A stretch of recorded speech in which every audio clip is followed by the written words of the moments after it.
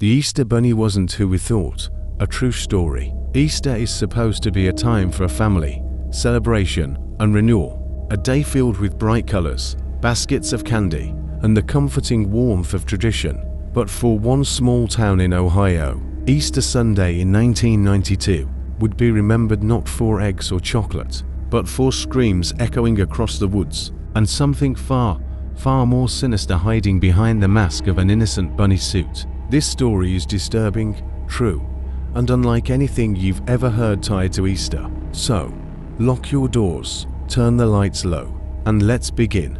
Westfield, Ohio, was a quiet little town in the early 90s, the kind of place where you actually knew your neighbor's name, and kids still rode bikes until the streetlights came on. The McLeans were a well-known family in the area, church-going, polite, and always involved in town events. Every Easter, the community center would host a massive egg hunt, and every year, the McLeans helped organize it. In 1992, Easter Sunday fell on April 19th. The weather was unusually chilly for mid-April, and grey clouds hung low over the town. Still, the egg hunt was scheduled for noon sharp at Forest Hill Park, a large area with trails, thickets, and a clearing where the festivities took place. But that year, someone else showed up to the party, someone no one invited. Around 11:30 a.m., as families began to gather, a man in a full bunny costume appeared near the tree line.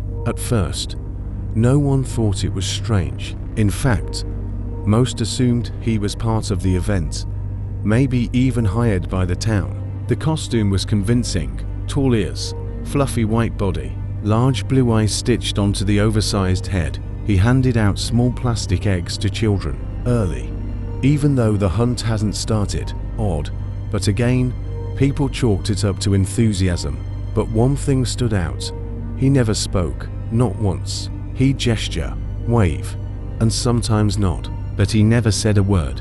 And when one of the kids, 6-year-old Lily Carpenter, looked inside the egg he gave her, she started crying. Inside wasn't candy or stickers, it was a photo of her, sleeping. Lily's parents reported the photo to the event staff. The police were called, but didn't arrive until nearly an hour later. By then, the man in the costume was gone. Volunteers said they thought he was just part of the entertainment. No one knew who he was or where he'd come from. Worse, there were no fingerprints on the egg, and when they examined the photo more closely, it appeared to be taken through Lily's bedroom window.